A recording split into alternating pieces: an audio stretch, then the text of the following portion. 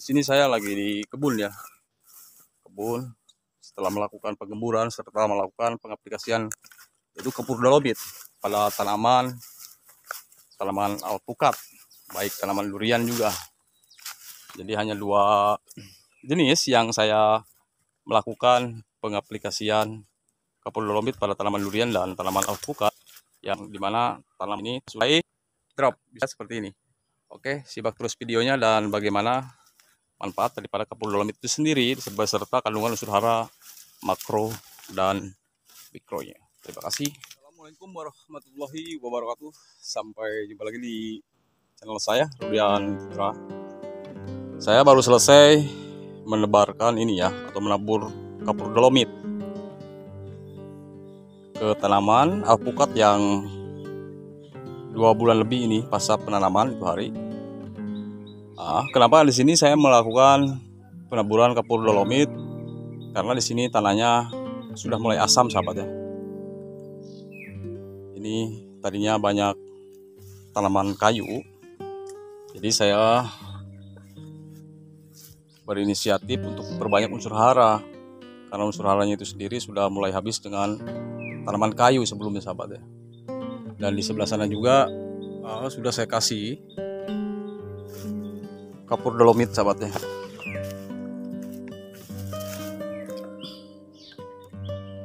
Ini untuk varietas Miki ya, sahabat ya. Jadi kenapa ini saya dolomitin, karena tanahnya ini drop dan perlulah saya itu merenovasi tanaman ini, tanah yang tadinya sudah mulai drop dengan pH tanahnya dengan kapur dolomit ya, sahabat ya. Karena kapur dolomit di sini tidak hanya menetralkan pH tanah, sahabat ya, pada lahan pertanian, tapi juga mampu meningkatkan ketersediaan unsur hara untuk menetralisir senyawa-senyawa beracun baik dari organik maupun dari anorganik. Jadi meningkatkan populasi dan aktivitas mikroorganisme tanah, sahabat. Ini sama ya dengan yang di sini juga, yang saya tanam dengan usia yang sama untuk varietas alpukatnya. Nah, di sini sudah mulai rumus ya batang-batangnya. Ini belum ada nampak-nampak pertumbuhan yang signifikan karena baru 2 bulan lebih saja pasca penanaman. Tadinya memang tanahnya di sini belum saya kasih apa-apa, sementara sekarang sudah saya kasih pengapuran dolomit ya, dengan kandungan unsur hara makro dan mikro yang seperti saya sebutkan di beberapa video yang lalu atau video yang sebelumnya ya. Selain nitrogen juga ada karbon, sahabat. Ada hidrogen, oksigen, fosfor, kalium, kalsium, magnesium, belerang, besi, mangan, boron, tembaga, zinc, serta klor.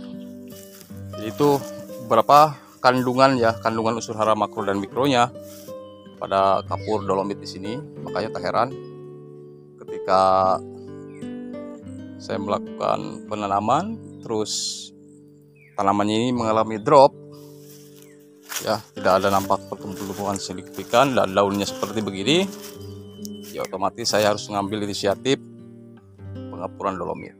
Dan di sini bukan hanya pada tanaman alpukat, melainkan tanaman durian ya, baik durian yang 2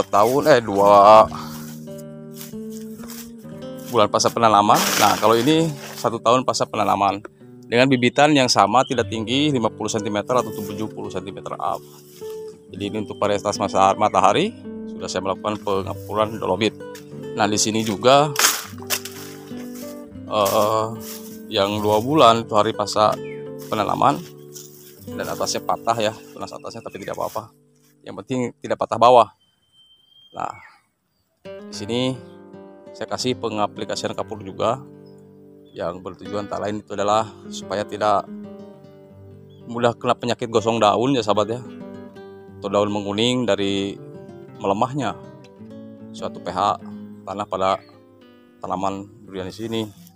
Jadi apapun yang mau kita tanam, alangkah baiknya sahabat melakukan pengaplikasian kapur dolomit dulu, atau setelah tanam lakukanlah pengaplikasian dolomit agar tadinya tanah yang sudah melemah, pangkal hidrogennya ataupun asam bisa dinetralkan kembali oleh kapur dolomit, ya kan?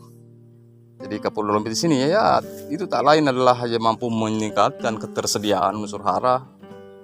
Jadi menetralisir senyawa-senyawa beracun juga sahabat ya. Beracun dari pupuk, terutama pupuk organik ataupun pupuk organik. Jadi jangan sekira pupuk organik juga aman dari racun-racun senyawa, baik pupuk anorganik juga. Karena di satu sisi, di setiap pupuk memiliki suatu kelemahan ya sahabat ya. Kekurangan dan kelebihan itu maksudnya. Jadi tiada yang sempurna yang manusia ciptakan. Allah aja menciptakan kita serba banyak kekurangan, itu sengaja ya. Apalagi buatan kita, itu Allah aja menciptakan manusianya itu sendiri. Tidak ada dalam kesempurnaan, semua ada kekurangannya. Ya, karena Allah menciptakan kita tidak untuk kekal dan abadi, kecuali Allah itu sendiri. Nah, apalagi buatan manusia ya. Orang manusia itu sendiri banyak kekurangan, apalagi buatannya kalau di satu sisi kelemahannya. Tapi kalau dua satu sisi kelebihannya ya ada juga ya sahabat ya. Seperti bisa menciptakan kapur dolomit, menciptakan pupuk beserta kandungan-kandungan dan unsur hara makro-mikronya juga.